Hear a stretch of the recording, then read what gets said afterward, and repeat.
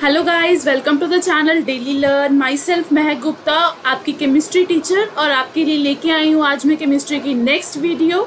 आज की वीडियो में गाइस हम डिस्कस करने वाले हैं फोटो इलेक्ट्रिक इफेक्ट और स्पेक्ट्रम के बारे में। इलेक्ट्रोमैग्नेटिक रेडिएशन का जो स्पेक्ट्रम होता है उसके बारे में डिस्कस करेंगे। वीडियो स्टार्ट करने से पहले I want to tell you that कि हम जो अपने कॉन्सेप्ट कर रहे हैं हम एटॉमिक स्ट्रक्चर के ऊपर कर रहे हैं कि जो एटॉमिक स्ट्रक्चर होता है उसके क्या क्या कॉन्सेप्ट्स हैं। आपके जो चैप्टर क्लास 11th का सेकंड चैप्टर है एटॉमिक स्ट्रक्चर वाला, उसके बेसिक कॉन्सेप्ट कर रहे हैं। तो हमने अभी तक पीरियोडिक टेबल के बारे में, उसकी क्लासिफिकेशंस के बारे में, इलेक्ट्रॉनिक कॉन्फ़िगरेशन के बारे में, क्वांटम नंबर्स के बारे में, एटॉमिक स्ट्रक्चर कैसा होता है उसकी डिस्कवरी के बारे में, सब एटॉमिक पार्टिकल्स के बारे में, इन सब चीज़ों के ऊपर वीडियोस बना दी हैं। तो जिन्होंने अभी तक हमारे उन वीडियोस को भी नहीं देखा है तो आप हमारे चैनल पे हमारी प्लेलिस्ट चेक कर सकते हैं। आप केमिस्ट्री की प्लेलिस्ट में आपको सारी वीडियोस मिल जाएंगी। और गाइस, जिन्होंने अभी तक हमारी वीडियो को लाइक एंड शेयर नहीं किया है तो जल्दी से लाइक का बटन दबा दीजिए और शेयर कर दीजिए हमारी वीडियो को। और जिन्होंने हमारा चैनल डेली लर्न सब्सक्राइब नहीं किया है तो चैनल को सब्सक्राइब कर लीजिए। हम अपना स्टार्ट करेंगे आज का कॉन्सेप्ट, जिसके अंदर हम सबसे पहले डिस्कस करेंगे फोटो इलेक्ट्रिक इफेक्ट के बारे में। ठीक है, तो चलिए स्टार्ट करते हैं आज का session. So first of all we will discuss about photo electric effect. Photo electric effect, photo electric effect क्या होता है, इस कॉन्सेप्ट के बारे में आज हमने डिस्कस करना है। तो फोटो इलेक्ट्रिक इफेक्ट के नाम से ही क्लियर हो जाता है कि फोटो इलेक्ट्रिक किस चीज से बना है। एक तो है फोटो और सेकंड है electron. Photo represent light, photo word किसके लिए यूज होता है, लाइट के लिए। Electric represent charge particle. Charge particle कैसे, for example you can say electrons. कोई भी जो चार्ज पार्टिकल होते हैं, जैसे कि हम एटॉमिक स्ट्रक्चर के बीच में बात करें इलेक्ट्रॉन्स की, तो उन चार्ज पार्टिकल्स के ऊपर अगर हम लाइट को फॉल करते हैं तो क्या इफेक्ट पड़ेगा, that is known as photo electric effect. तो अगर हम स्टेटमेंट की बात करें कि फोटो इलेक्ट्रिक इफेक्ट की क्या स्टेटमेंट होती है, तो हम क्या कहेंगे, the phenomena of ejection of electrons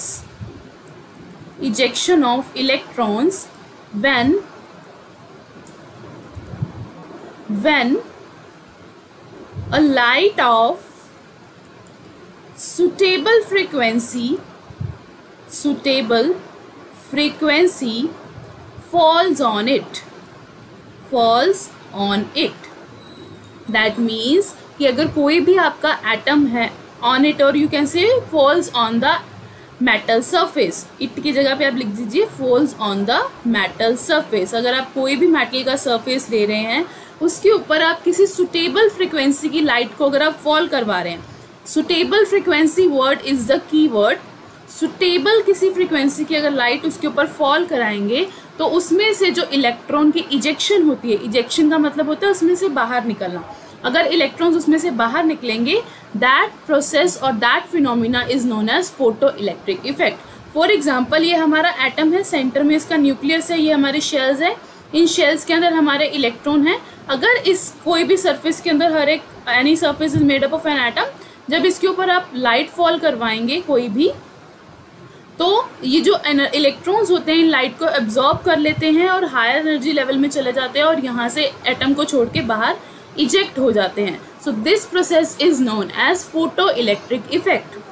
so the thing is कि जो इलेक्ट्रॉन लाइट को एब्जॉर्ब करके, इस फोटोन्स को, पैकेट ऑफ फोटोन्स को एब्जॉर्ब करके इस एटम को छोड़ के बाहर निकल गए हैं, जो इजेक्शन हुई है इलेक्ट्रॉन की, that ejected electrons are known as photo electrons. So क्या कहेंगे हम, the ejected electrons are called photo electrons. तो उन इजेक्टेड इलेक्ट्रॉन्स को क्या कहा जाता है, photo electrons. So this is the process जिसको हम कहेंगे फोटो इलेक्ट्रिक इफेक्ट। तो कोई साइंटिस्ट आया होगा जिसने ये इफेक्ट को डिस्क्राइब किया होगा, इसके लिए उसने कोई ना कोई एक्सपेरिमेंट किया होगा, जब उसने ये बताया है कि सरफेस के ऊपर कोई सुटेबल फ्रिक्वेंसी की लाइट फॉल करने पे इजेक्शन ऑफ इलेक्ट्रॉन हो रहा है, दैट मीन्स उसने कोई ना कोई एक्सपेरिमेंट किया होगा। उस एक्सपेरिमेंट के हम रिजल्ट डिस्कस कर लेते हैं कि क्या क्या उसने एक्सपेरिमेंट किया होगा और उससे उसको क्या क्या रिजल्ट मिले। तो इसके कुछ रिजल्ट, एक्सपेरिमेंटल रिजल्ट डिस्कस कर लेते हैं फोटो इलेक्ट्रिक इफेक्ट के। तो हम क्या करेंगे, experimental results experimental results of photo electric effect. तो फोटो इलेक्ट्रिक इफेक्ट के कुछ एक्सपेरिमेंटल रिजल्ट्स डिस्कस कर लेते हैं कि जो साइंटिस्ट ने एक्सपेरिमेंट किया है तो उसने क्या क्या रिजल्ट फाइंड आउट किए। राइट, तो सबसे पहले जो हम अपना रिजल्ट फाइंड आउट करेंगे, सो फर्स्ट सबसे पहले जो हमारा रिजल्ट है that is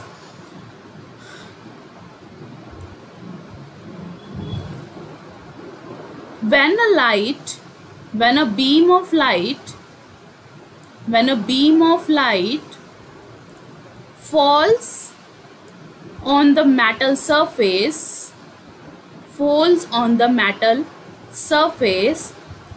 then the electrons will eject immediately.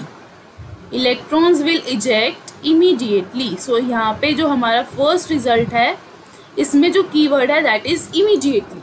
That means कि जब हमारी लाइट फॉल करती है किसी भी मेटल सरफेस पे तो उसमें से जो इजेक्शन होगी इलेक्ट्रॉन की वो इमीडिएटली होगी। दैट मीन्स साथ की साथ ही हो जाएगी, वो टाइम कंज्यूम नहीं करेगी।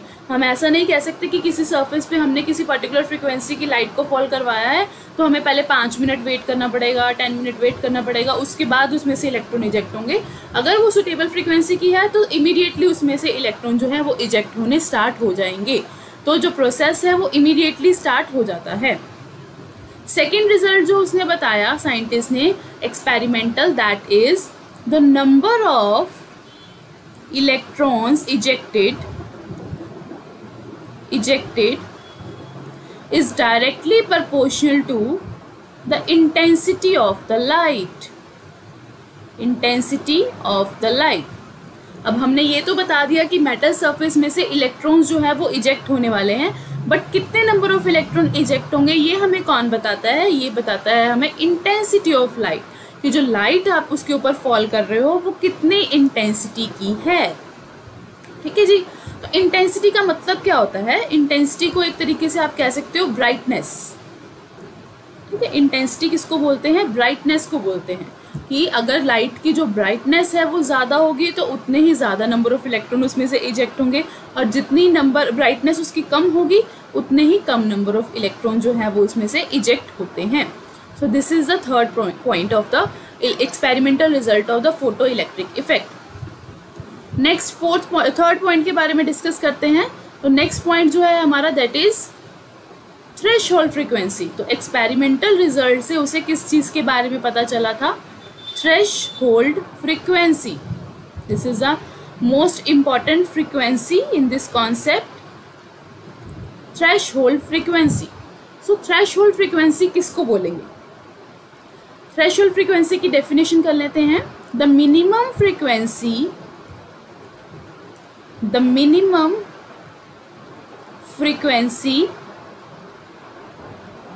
of light required to eject the electron from the metal surface.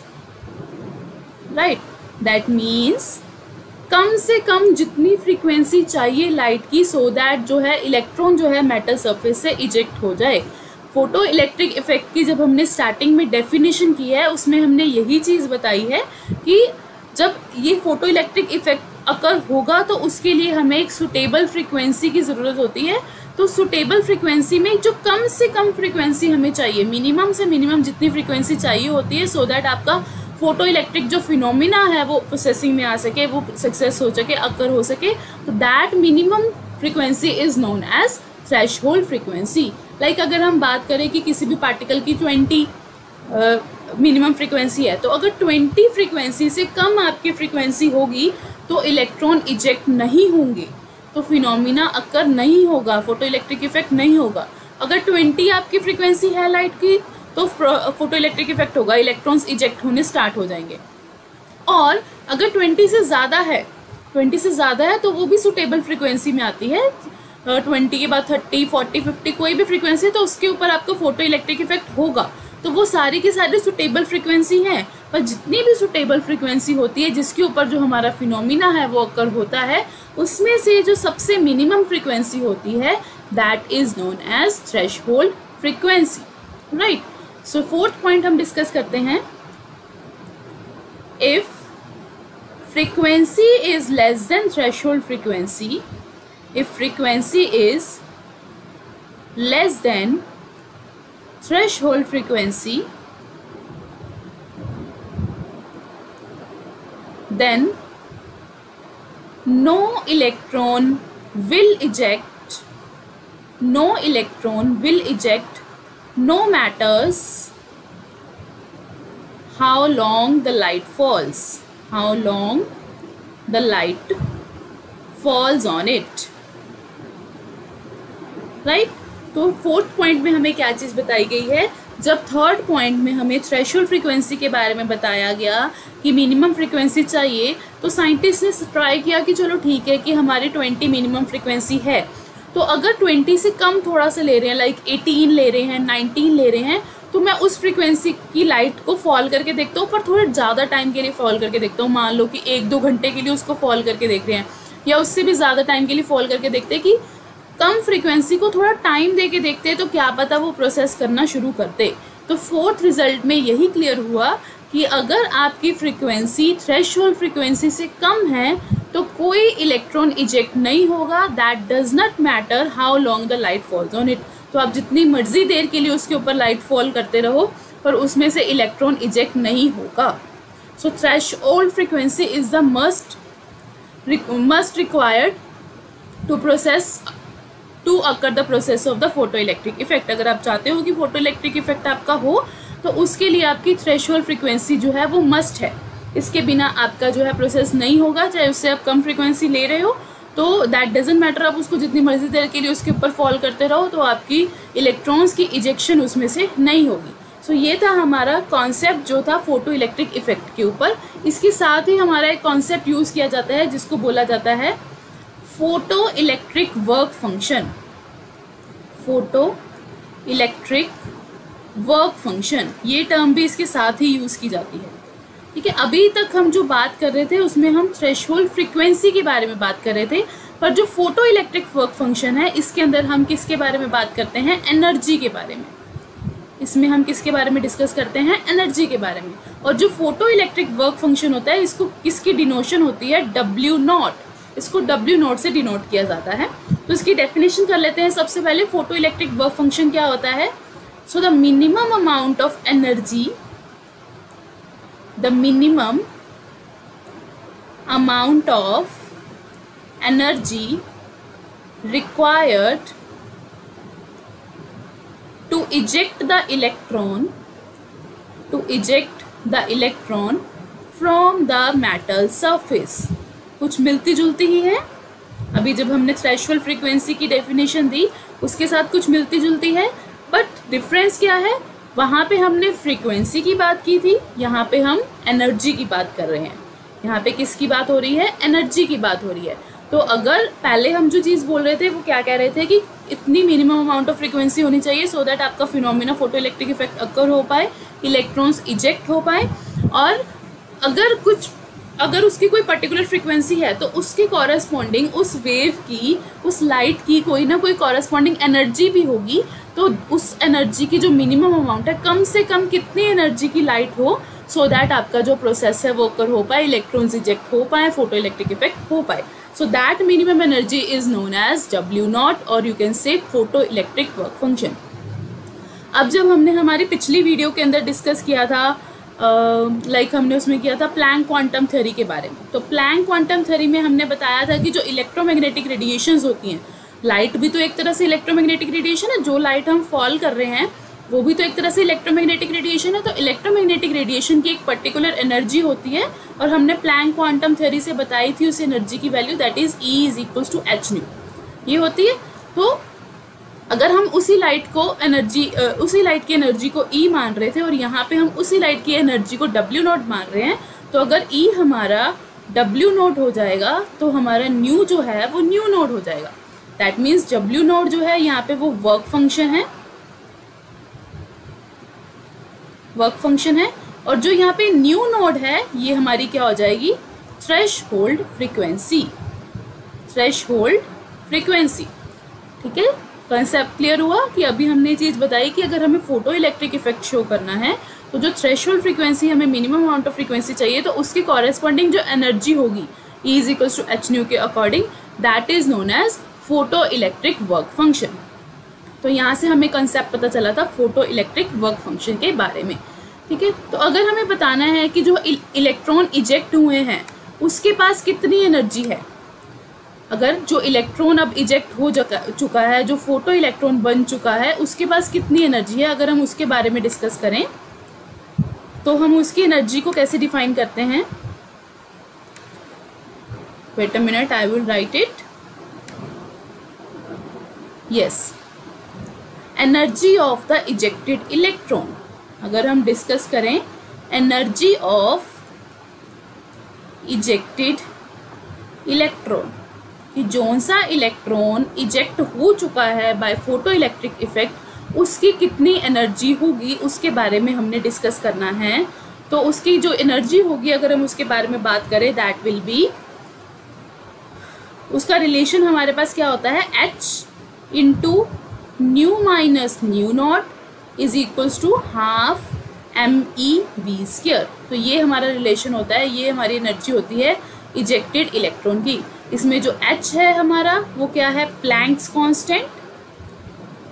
H हमारा क्या है, प्लैंक्स कांस्टेंट। न्यू है जो हमारा वो है गिवन फ्रीक्वेंसी, जितनी फ्रीक्वेंसी की आप लाइट उसके ऊपर एमिट कर रहे हो। न्यू नोड जो है वो क्या है, थ्रेशहोल्ड फ्रीक्वेंसी। थ्रेशहोल्ड फ्रीक्वेंसी क्या होती है, मिनिमम फ्रीक्वेंसी जिसके ऊपर हमारी प्रोसेस जो है वो अक्कर होता है। ME यहाँ पे क्या है, मास ऑफ इलेक्ट्रॉन, जोन से इलेक्ट्रॉन इजेक्ट हो रहे हैं उनका मास क्या है। V क्या है, वेलोसिटी ऑफ इलेक्ट्रॉन, और जो इजेक्ट हुआ है इलेक्ट्रॉन उसकी वेलोसिटी क्या है। तो इन सब चीज़ों से हमारा रिलेशन बनता है H into nu minus nu not equals half MEV²। तो ये किसकी एनर्जी है हमारी, जो इलेक्ट्रॉन इजेक्ट हो जाते हैं। ठीक है, तो हमारा जो फोटो इलेक्ट्रिक इफेक्ट का कॉन्सेप्ट है वो हमारा क्लियर हो गया है। ठीक है, कंप्लीट हो चुका है। तो इतना ही कॉन्सेप्ट है हमारा फोटो इलेक्ट्रिक इफेक्ट का। नेक्स्ट टॉपिक डिस्कस करते हैं हम। नेक्स्ट डिस्कस करेंगे हम dual behaviour of electromagnetic radiations. Next जो आज टॉपिक डिस्कस करना है वो हमारा क्या है, dual behaviour of electromagnetic radiations. Electromagnetic radiations, जो इलेक्ट्रोमैग्नेटिक रेडिएशंस होती हैं, इलेक्ट्रोमैग्नेटिक रेडिएशंस के बारे में मैं दोबारा नहीं बताऊंगी। मैंने इन डिटेल हमारे लास्ट टॉपिक के अंदर इसको डिस्कस किया है कि इलेक्ट्रोमैग्नेटिक रेडिएशंस क्या होती हैं, इनके क्या क्या कैरेक्टरिस्टिक्स होते हैं। आज हमने जो डिस्कस करना है इसके डुअल बिहेवियर के बारे में डिस्कस करना है। तो जिन्होंने गाइज हमारी जो इलेक्ट्रोमैग्नेटिक रेडिएशंस की वीडियो नहीं देखी है तो आप हमारे प्लेलिस्ट में जाके चेक कर सकते हैं, या फिर नॉर्मल हमारे चैनल के ऊपर आप वीडियोस में जाएंगे तो वहाँ पे भी आपको मिल जाएगी। इलेक्ट्रोमैग्नेटिक रेडिएशंस के ऊपर हमारा टॉपिक बना हुआ है इन डिटेल, तो आप भी वो भी जाके देख सकते हैं। ठीक है, तो चलिए डिस्कस करते हैं आप dual behaviour of electromagnetic. Dual का मतलब होता है दोगुला, दो तरह का बिहेवियर। तो इलेक्ट्रोमैग्नेटिक रेडिएशंस जो होती हैं वो दो तरह का बिहेवियर शो करती है। कौन सा, एक तो पार्टिकल बिहेवियर और दूसरा wave like properties, wave properties. ठीक है, तो हम क्या कहेंगे, इलेक्ट्रोमैग्नेटिक रेडिएशंस जो हैं वो दो तरह का नेचर शो करती है, दो तरह का बिहेवियर शो करती है। एक तो पार्टिकल बिहेवियर शो करती है और दूसरा वेव लाइक नेचर शो करती है। अगर इलेक्ट्रोमैग्नेटिक रेडिएशन दो तरह का नेचर शो करती है तो हम क्या कहेंगे कि जो हमारी इलेक्ट्रोमैग्नेटिक रेडिएशन है, EM रेडिएशंस हैं, वो कैसे की हैं, हैव डुअल नेचर। तो इसका किस तरह का नेचर होता है, डुअल नेचर होता है। अब इसका क्या प्रूफ है कि इलेक्ट्रोमैग्नेटिक रेडिएशन जो है वो दोनों तरह का नेचर शो करती है। अभी जो हमने कॉन्सेप्ट डिस्कस किया है in detail, photo electric effect. ठीक है, तो फोटो इलेक्ट्रिक इफेक्ट में हमने इलेक्ट्रॉन के बारे में पढ़ा कि इलेक्ट्रॉन इजेक्ट हो रहा है। अगर कोई भी एटम में से एक पार्टिकल इजेक्ट हो रहा है, दैट मीन्स वो पार्टिकल बिहेवियर शो कर रहा है। तो डुअल जो हमारा फोटो इलेक्ट्रिक इफेक्ट है वो हमारा कौन सा बिहेवियर शो कर रहा है, पार्टिकल नेचर शो कर रहा है इलेक्ट्रोमैग्नेटिक रेडिएशन का।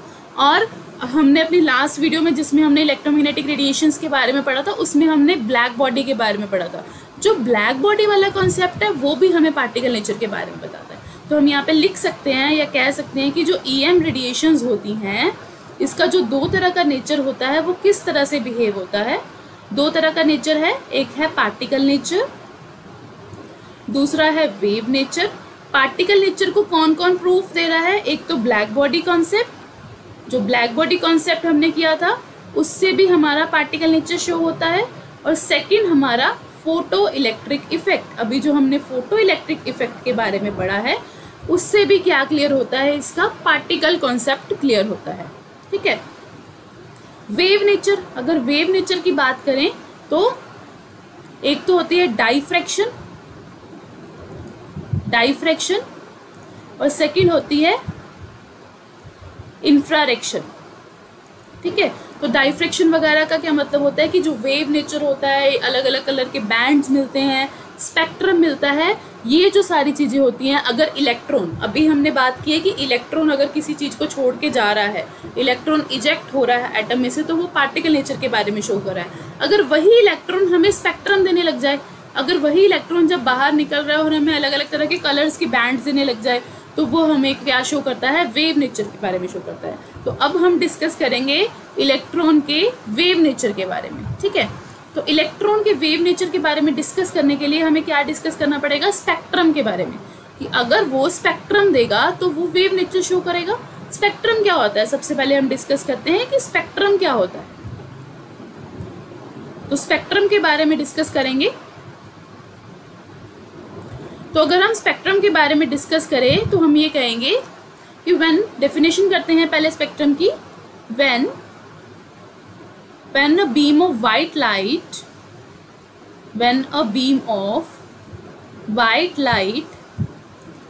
passes through the prism,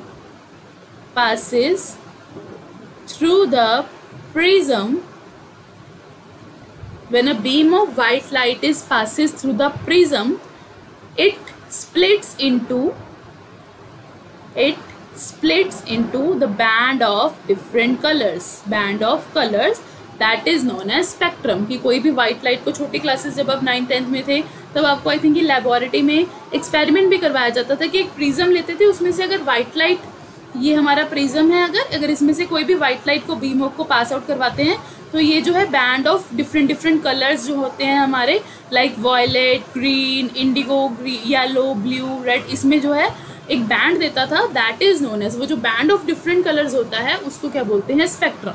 जैसे हमारे रेनबो के कलर्स होते हैं, जैसे आपने देखा होगा स्काई में जो रेनबो होता है, ऐसे अलग अलग कलर्स के बैंड बने होते हैं। कौन कौन से कलर्स होते हैं? Violet, indigo, blue, green, yellow, orange and red. तो इस तरह से जो बैंड बनाता है अलग अलग कलर्स का, उसको क्या बोलते हैं? स्पेक्ट्रम। तो इलेक्ट्रॉन जो है वो स्पेक्ट्रम भी बनाता है। जब इलेक्ट्रॉन उस चीज़ को छोड़ के गया, एटम को छोड़ के बाहर गया, तो जो रेडिएशन बाहर निकली है वो एक स्पेक्ट्रम भी बनाती है। अगर वो स्पेक्ट्रम बनाएगी दैट मीन्स वो किस नेचर को शो कर रही है? वेव नेचर को शो करती है।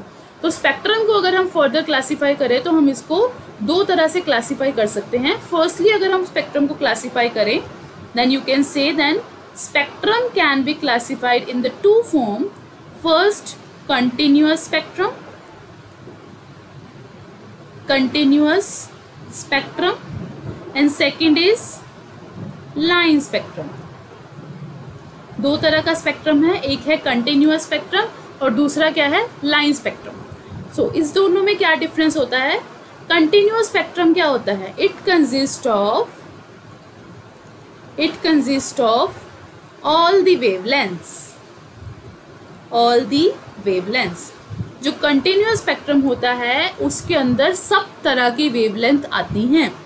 जो स्पेक्ट्रम हर एक तरह की वेवलेंथ, चाहे छोटी है चाहे बड़ी है, हर एक तरह की वेवलेंथ के ऊपर स्पेक्ट्रम बना सके, that spectrum is known as continuous spectrum. But अगर हम लाइन स्पेक्ट्रम की बात करें देन हम क्या कहेंगे? इट कंसिस्ट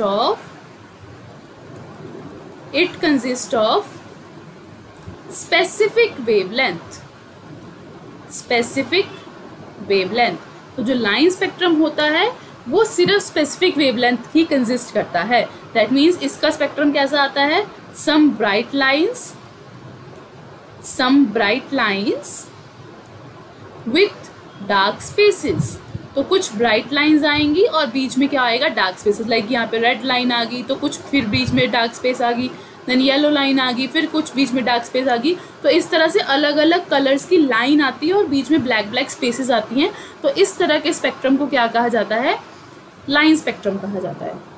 और अभी हम जो इलेक्ट्रोमैग्नेटिक रेडिएशंस के बारे में पढ़ रहे हैं, तो इलेक्ट्रोमैग्नेटिक रेडिएशन इन दोनों में से कौन सा स्पेक्ट्रम शो करता है, कंटिन्यूअस या लाइन। तो इलेक्ट्रोमैग्नेटिक रेडिएशन जो है वो कंटिन्यूअस स्पेक्ट्रम शो करता है। कौन सा स्पेक्ट्रम शो करता है इलेक्ट्रोमैग्नेटिक रेडिएशंस, कंटिन्यूअस स्पेक्ट्रम। क्यों, क्योंकि इसके पास वाइड रेंज ऑफ वेवलेंथ होती है। इसके पास डिफरेंट रेंज ऑफ वेवलेंथ होने की वजह से, वाइड रेंज, बहुत सारी बड़ी रेंज की वेवलेंथ होने की वजह से ये हमारे को कौन सा स्पेक्ट्रम शो करता है, कंटिन्यूअस स्पेक्ट्रम शो करता है। और इसकी कहाँ से कहाँ तक जाती है रेंज, इसकी जो रेंज होती है वो कहाँ से कहाँ तक जाती है, इसकी जाती है गामा रेज तक रेंज जाती है, गामा रेज तक इसकी रेंज जाती है। ठीक है, गामा रेज तक जो है इलेक्ट्रोमैग्नेटिक रेडिएशंस की रेज जाती है। तो हमने जो क्लासिफाई किया अभी स्पेक्ट्रम को किस तरह से किया है कि वो दो तरह से क्लासिफाई हो सकता है, कंटिन्यूअस और लाइन। और सेकंड एक और मेथड होता है हमारे स्पेक्ट्रम को क्लासिफाई करने का, दैट इज हम उसको कहते हैं emission spectrum and absorption spectrum.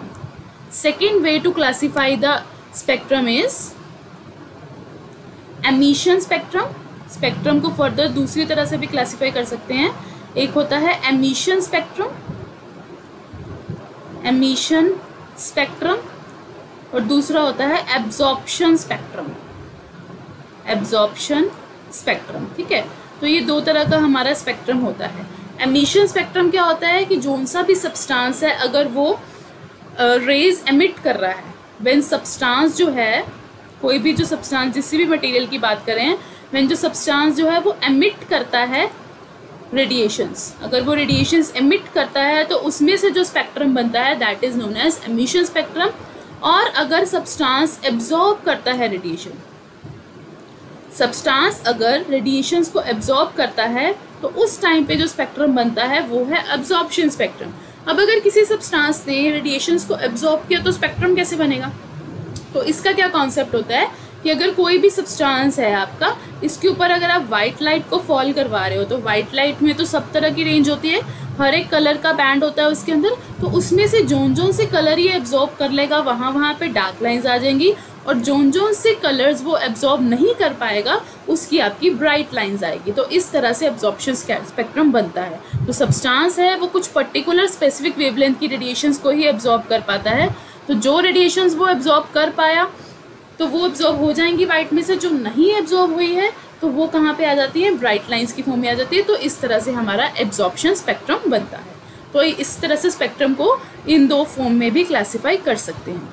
अभी जो हम स्पेक्ट्रम के बारे में डिटेल में पढ़ रहे हैं कि कंटिन्यूस फॉर्म में होता है, लाइन स्पेक्ट्रम होता है, एमिशन फॉर्म में होता है, एब्जॉर्प्शन फॉर्म में होता है, तो ये जो स्टडी है सारी स्पेक्ट्रम की उसको बोलते हैं स्पेक्ट्रोस्कोपी। क्या बोलते हैं इसको, स्पेक्ट्रोस्कोपी। ठीक है, तो हमने अभी इन डिटेल में पढ़ा कि स्पेक्ट्रम को कैसे कैसे क्लासीफाई किया जाता है। तो अब हम नेक्स्ट जो पढ़ेंगे दैट इज कि हमारा जो भी एटम होता है, एटम के अंदर जो इलेक्ट्रॉन्स होते हैं, इलेक्ट्रॉन चाहे रेडिएट हो रहे हैं, अंदर आ रहे हैं, बाहर जा रहे हैं, एक शेल से दूसरे शेल में जा रहे हैं, उनमें से जो रेडिएशंस आ रही हैं उसका कुछ ना कुछ पर्टिकुलर स्पेक्ट्रम होगा। तो वो कैसा होगा उसके बारे में साइंटिस्ट का क्या कहना है। Like for example this is our atom, atom की बाहर नंबर ऑफ शेल्स हैं आपके। लाइक हम मान लेते हैं ये हमारा फर्स्ट शेल है, ये सेकेंड शेल है, ये थर्ड शेल है। अगर मान लो कि जो थर्ड शेल है, थर्ड शेल में कोई इलेक्ट्रॉन है और ये यहाँ से चला गया फर्स्ट शेल में, तो पहले जो थर्ड शेल होगा वो कौन सी एनर्जी का होगा, हाई एनर्जी का होगा, और जो फर्स्ट शेल होगा वो कौन सी एनर्जी का होगा, लो एनर्जी पे होगा। तो अगर थर्ड शेल से फर्स्ट शेल में इलेक्ट्रॉन जा रहा है दैट मीन्स वो हाई एनर्जी से लो एनर्जी में जा रहा है। अगर वो हाई टू लो जा रहा है तो उसकी खुद की एनर्जी कम हो रही है, तो वो बाहर कुछ रेडिएशंस निकालेगा। जो भी एनर्जी निकलेगी, जो भी रेडिएशंस निकलेगी, उसका कुछ ना कुछ पर्टिकुलर स्पेक्ट्रम बनेगा। क्योंकि अभी हमने बताया कि जो रेडिएशन इलेक्ट्रॉन है वो डुअल नेचर शो करेगा, तो उसका कुछ ना कुछ स्पेक्ट्रम आएगा।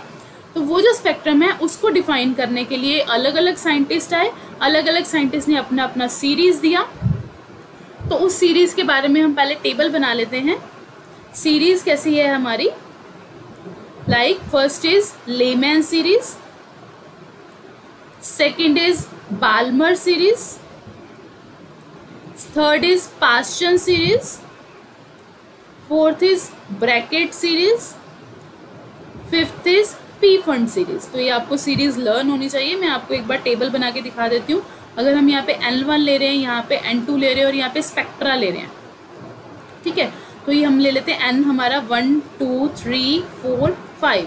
N2 जो होगा वो हायर होगा। अगर ये 1 है तो इससे हायर शेल्स कौन से होंगे, 2 3 4 up to so on. Balmer के लिए होंगे 3 4 5 up to so on. Paschen के लिए होंगे 4 5 6 up to so on. Brackett के लिए होंगे 5 6 7 अप टू सो ऑन। और पी-फंड के लिए होंगे 6 7 8 अप टू सो ऑन। तो ये स्पेक्ट्रा कौन कौन सा शो करते हैं, लेमैन शो करता है अल्ट्रावायलेट रीजन में, अल्ट्रावायलेट रीजन में। बाल्मर शो करता है विजिबल रीजन में। पास्चन शो करता है इंफ्रारेड रीजन में। ब्रैकेट भी इंफ्रारेड रीजन में शो करता है और पी-फंड भी इंफ्रारेड रीजन में शो करता है, ठीक है। तो ये मैंने अभी क्या बनाया, अलग अलग साइंटिस्ट आए, उन्होंने क्या बताया कि हायर जो शेल होते हैं हमारे एटम के, उन हायर शेल से लोअर शेल में जब इलेक्ट्रॉन जंप करते हैं तो उनमें से जो रेडिएशंस रिलीज होती हैं, उन रेडिएशंस का खुद का कुछ ना कुछ, उन रेडिएशंस की खुद का कुछ ना कुछ स्पेक्ट्रम बनता है। उन स्पेक्ट्रम को उन्होंने अपना अपना नेम दे दिया। फॉर एग्जांपल लेमैन एक साइंटिस्ट था, उसने क्या कहा, अगर कोई भी हायर शेल से, सेकंड शेल से, थर्ड शेल से, फोर्थ शेल से, फिफ्थ शेल से, किसी भी हायर शेल से अगर इलेक्ट्रॉन फर्स्ट शेल में जंप करेगा, अगर इलेक्ट्रॉन फर्स्ट शेल में जंप आ रहा है, किसी भी ऊपर वाले किसी भी शेल से अगर पहले वाले में जंप कर रहा है, तो जो सा स्पेक्ट्रम वो बनता है उसको उसने नाम दिया लेमैन सीरीज। और वो जो स्पेक्ट्रम की रेंज होती है वो होती है अल्ट्रावायलेट रेंज। कौन सी रेंज होती है उसकी, अल्ट्रावायलेट रेंज। सिमिलरली कोई और साइंटिस्ट आया, बाल्मर, उसने बताया कि कोई भी हायर शेल से अगर इलेक्ट्रॉन जो है सेकेंड शेल में जंप करेगा तो जो सीरीज आएगी वो विजिबल स्पेक्ट्रम में आएगी और उसको उसने नाम दिया बाल्मर सीरीज। सिमिलरली नेक्स्ट आया पास्चन, पास्चन ने बताया कि थर्ड शेल में अगर आ रहा है तो वो जो सीरीज आएगी इंफ्रारेड रेंज में होगी। सेकंड ब्रैकेट ने बताया, पी-फंड ने बताया। इस तरह से ये हमारा टेबल है। आई थिंक आपको ये टेबल क्लैरिफाई हो गया। अगर किसी को कुछ भी डाउट है इस चीज़ में तो आप हमें कमेंट बॉक्स में पूछ सकते हैं। I will clear all your doubts, ठीक है। तो इस तरह से अलग अलग साइंटिस्ट ने बताया कि जो हमारा एटॉमिक स्ट्रक्चर होता है उनके अंदर जो अलग अलग शेल्स में इलेक्ट्रॉन होते हैं, जब वो ऊपर नीचे मूव करते हैं, जंप करते हैं, high to low, low to high, तो जो स्पेक्ट्रम होता है उसको इस तरह से डिफाइन किया जाता है। अब ये तो हमें पता लग गया कि हाई शेल से अगर लोअर शेल में इलेक्ट्रॉन आ रहा है तो वो जो रेडिएशंस है वो कोई ना कोई स्पेक्ट्रम शो कर रही है। अगर हमें ये बात पता करनी है कि वो जो रेडिएशंस निकल रही हैं उनकी फ्रीक्वेंसी क्या होगी, वो भी तो कोई रेडिएशंस है ना, तो उस रेडिएशन की कोई ना वो वेव नेचर की है। अगर वो वेव नेचर की है तो उसकी कोई ना कोई पर्टिकुलर फ्रीक्वेंसी होगी। तो उसकी क्या पर्टिकुलर फ्रीक्वेंसी होगी उसको कैसे फाइंड आउट करेंगे। अगर हमें वो फाइंड आउट करनी है तो हमें कोई ना कोई फॉर्मूला पता होना चाहिए। तो एक और साइंटिस्ट आया था, रिडबर्ग। कौन सा साइंटिस्ट आया था, रिडबर्ग। तो रिडबर्ग ने फिर हमें फॉर्मूला दिया था इन सीरीज में से अपनी फ्रीक्वेंसी फाइंड आउट करने के लिए। तो क्या फॉर्मूला था, nu bar is equals to R into 1/n1 square minus 1/n2 का स्क्वायर, ठीक है। तो उसने क्या बोला कि अगर किसी भी पर्टिकुलर फ्रीक्वेंसी को आपने फाइंड आउट करना है, that is equals to R into 1/n1 square minus 1/n2 square. अब n1 क्या है यहाँ पे, n1 जो अभी हमने टेबल में लिखा, सो दिस इज अवर टेबल। अभी हमने लिखा कि n1 क्या है, फाइनल स्टेट कौन सी वाली इलेक्ट्रॉन जो है कौन से वाले शेल में आ रहा है, ये होगा हमारा final state of the electron, कि जो इलेक्ट्रॉन है वो कौन से शेल में आ रहा है। और n2 क्या होगा, इनिशियल स्टेट ऑफ इलेक्ट्रॉन, और you can say initial shell of electron, कौन से शेल से इलेक्ट्रॉन जंप मार रहा है, दैट इज n2, ठीक है। और यहाँ पे जो r दिया है वो होता है हमारा रिडबर्ग कांस्टेंट। रिडबर्ग ने फॉर्मूला डिफाइन किया था, तो रिडबर्ग ने अपना कांस्टेंट दिया था, रिडबर्ग कांस्टेंट, और इसकी फिक्स वैल्यू होती है दैट इज 109677 सेंटीमीटर इनवर्स। ये फॉर्मूले के साथ भी ऐसा होता है, सेंटीमीटर इनवर्स। तो 109677 सेंटीमीटर इनवर्स जो होती है रिडबर्ग कांस्टेंट की वैल्यू होती है। आप आर की वैल्यू डायरेक्ट पुट कर सकते हैं 109677। जो भी आपको क्वेश्चन दिया होगा उसमें बताया होगा कि इस शेल से इस शेल में जो है इलेक्ट्रॉन जंप कर रहा है, तो आपको n1 n2 की वैल्यू होगी तो उससे आप पर्टिकुलर फ्रीक्वेंसी फाइंड आउट कर सकते हो कि जो भी रेडिएशन उसमें से एमिट हो रही हैं वो किस फ्रीक्वेंसी की होंगी। ठीक है, तो ये जो हमारा फॉर्मूला है रिडबर्ग का, दैट इज़ मोस्ट इंपॉर्टेंट। इसके ऊपर बहुत तरह के क्वेश्चंस बनते हैं। ठीक है, इनके ऊपर जो क्वेश्चंस है इसके बारे में हम नेक्स्ट ज़रूर डिस्कस करेंगे। नेक्स्ट वीडियो के अंदर हम इन डिटेल अभी तक जो कॉन्सेप्ट किया है हमने इलेक्ट्रोमैग्नेटिक रेडिएशंस का, और ये जो हमने वेव नेचर के बारे में, पार्टिकल नेचर के बारे में, इनके ऊपर हम न्यूमेरिकल्स के बारे में भी डिस्कस करेंगे। ठीक है, तो आज के लिए हम ये 2 टॉपिक ही करेंगे। आज हमने कौन कौन से टॉपिक किए एक बार क्विक रिव्यू ले लेते हैं। फर्स्टली हमने किया था फोटो इलेक्ट्रिक इफेक्ट के बारे में। फोटो इलेक्ट्रिक इफेक्ट किसे बोलते हैं? ठीक है, अगर किसी भी मेटल सरफेस के ऊपर आप सुटेबल फ्रीक्वेंसी की लाइट को फॉल करते हैं तो अगर उसमें से इलेक्ट्रॉन इजेक्ट होते हैं, so that process is known as photo electric effect. और जो इजेक्टेड इलेक्ट्रॉन्स होंगे उनको क्या बोलते हैं? Photo electrons. तो हमने उसके कुछ एक्सपेरिमेंटल रिजल्ट डिस्कस किए थे। फर्स्ट रिजल्ट हमने डिस्कस किया था कि जो इलेक्ट्रॉन इजेक्ट हो रहा है वो इमीडिएटली हो जाता है, उसको वेट नहीं करना पड़ता। सेकेंड हमने किया था जो नंबर ऑफ इलेक्ट्रॉन्स होते हैं that is directly proportion to the light, intensity of the light, कि कितने नंबर ऑफ इलेक्ट्रॉन इजेक्ट होंगे वो किस पे डिपेंड करता है कि आप जो सी लाइट ले रहे हो उसकी क्या ब्राइटनेस है, कितनी ब्राइटनेस है, और यू कैन से कितनी इंटेंसिटी है, उसके ऊपर ये चीज़ डिपेंड करती है। ठीक है, थर्ड हमने डिस्कस की थी थ्रेशोल्ड फ्रीक्वेंसी। थ्रेशोल्ड फ्रीक्वेंसी में हमने बताया था मिनिमम फ्रीक्वेंसी, कम से कम कितनी फ्रीक्वेंसी चाहिए उस इलेक्ट्रॉन को ताकि वो उस मेटल सरफेस को छोड़ के इजेक्ट हो सके। That frequency is known as threshold frequency. अगर थ्रेशोल्ड फ्रीक्वेंसी से कुछ भी, थोड़ी सी भी कम होगी फ्रीक्वेंसी, तो इलेक्ट्रॉन इजेक्ट नहीं होगा, no matter how long it falls. तो ये मैटर नहीं करता आप कितनी देर के लिए उसके ऊपर लाइट फॉल कर रहे हो, उसमें से इलेक्ट्रॉन इजेक्ट नहीं होगा।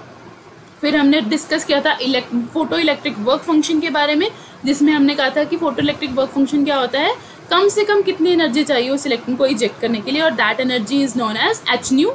W naught is equal to H nu naught, यहाँ से रिलेशन फाइंड आउट किया था। और जो एनर्जी होती है इजेक्टेड इलेक्ट्रॉन की उसके बारे में डिस्कस किया था, that is h nu into nu naught is equal to half MeV²। इसको हमने डिटेल में डिफाइन किया था। देन हमने डिस्कस किया था डुअल बिहेवियर के बारे में इलेक्ट्रोमैग्नेटिक रेडिएशन का, कि जो इलेक्ट्रोमैग्नेटिक रेडिएशन है उसके 2 तरह का नेचर होता है, particle nature and wave nature. Particle nature को किसने प्रूफ दिया था? ब्लैक बॉडी कॉन्सेप्ट और फोटो इलेक्ट्रिक इफेक्ट ने। वेव नेचर को डाइफ्रैक्शन ने। सो उसके बाद हमने बताया कि अगर जो वेव नेचर होता है उसको डिटेल में पढ़ लेते हैं। स्पेक्ट्रम बताया था क्या होता है, स्पेक्ट्रम को क्लासीफाई किया था। पहले बताया था कंटिन्यूस और लाइन स्पेक्ट्रम के बारे में। देन हमने बताया कि जो हमारा इलेक्ट्रोमैग्नेटिक रेडिएशन होती है वो कंटिन्यूस स्पेक्ट्रम शो करती है। देन हमने बताया था एमिशन और एब्जॉर्प्शन स्पेक्ट्रम के बारे में। उसके बाद हमने डिस्कस किया था कि कोई भी जो एटम है वो अगर हायर टू लोअर शेल में जाता है तो रेडिएशंस जो निकलते हैं उसके लिए अलग अलग साइंटिस्ट ने हमें सीरीज़ दी थी। 5 सीरीज़ के बारे में हमने पढ़ा था, Lyman series, Balmer series, Paschen series, Brackett series and Pfund series. तो इन सीरीज़ में से जो भी रेडिएशन एमिट हो रही हैं वो कौन सी फ्रीक्वेंसी की होगी, दैट पर्टिकुलर फ्रीक्वेंसी को फाइंड आउट करने के लिए हमें रिडबर्ग ने एक फॉर्मूला दिया था, that is nu bar is equals to R into 1/n1² minus 1/n2²। यहाँ पे जो R है हमारा वो क्या है? रिडबर्ग कांस्टेंट, और उसकी वैल्यू फिक्स होती है 109677। N1 जो है हमारी फाइनल स्टेट, कौन सी शेल में आके इलेक्ट्रॉन गिर रहा है, और N2 इनिशियल स्टेट, किस शेल से आके इलेक्ट्रॉन गिर रहा है। ठीक है, तो इन सब कॉन्सेप्ट के बारे में हमने डिस्कस किया है। अगर इस कॉन्सेप्ट में किसी को कोई भी दिक्कत है तो आप हमारे को कमेंट बॉक्स में पूछ सकते हैं। I will clear your all the doubts. और हमारी वीडियो को अभी तक जिन्होंने लाइक नहीं किया है प्लीज़ लाइक का बटन दबा दीजिए और शेयर कीजिए ज़्यादा से ज़्यादा। और जिन्होंने हमारा चैनल डेली लर्न अभी तक सब्सक्राइब नहीं किया है तो सब्सक्राइब कर लीजिए, नोटिफिकेशंस को ऑन कर लीजिए, बिकॉज हम आपके लिए यहाँ पे डेली के लिए वीडियोस लेके आएंगे। हमारे साथ बने रहिए ताकि आपको नोटिफिकेशन मिलती रहे कि आज हम कौन से टॉपिक डिस्कस कर रहे हैं। आप साथ के साथ स्टडी कर सकते हैं। जो से भी कॉन्सेप्ट अभी हम डिस्कस कर रहे हैं गाइज, ये सारे के सारे आपके 11th 12th कोई भी आप कॉम्पिटिटिव एग्जाम दे रहे हो, IIT, नीट, JEE, सबके लिए इम्पॉर्टेंट है। तो ये मत समझिएगा कि ये हमारे काम का नहीं है या इतना, क्योंकि ये सारे बेसिक कॉन्सेप्ट्स हैं। जब तक आपके बेसिक्स क्लियर नहीं होंगे तब तक आप सारा क्लैरिफाई नहीं कर पाएंगे। तो इन सब, ये जो जितने भी कॉम्पिटिटिव एग्जाम होते हैं, IIT, नीट, इन सब के लिए ये चीज़ ज़रूरी होती है। तो हमारी फर्दर वीडियोस देखने के लिए हमारे साथ बने रहिए on the channel daily learn, और हमारी अब प्रीवियस वीडियो भी हमारे प्लेलिस्ट में जाके चेक कर सकते हैं। तब तक के लिए अपना ध्यान रखिए और पढ़ते रहिए, कनेक्टेड रहिए डेली लर्न के साथ। और बाय, मिलते हैं हम अपनी नेक्स्ट वीडियो में विद द नेक्स्ट टॉपिक, और यू कैन से हम न्यूमेरिकल्स डिस्कस करेंगे हमारी नेक्स्ट वीडियो के अंदर। अभी तक जो भी कॉन्सेप्ट हमने किया है, तब तक के लिए बाय, ध्यान रखिएगा अपना। ओके।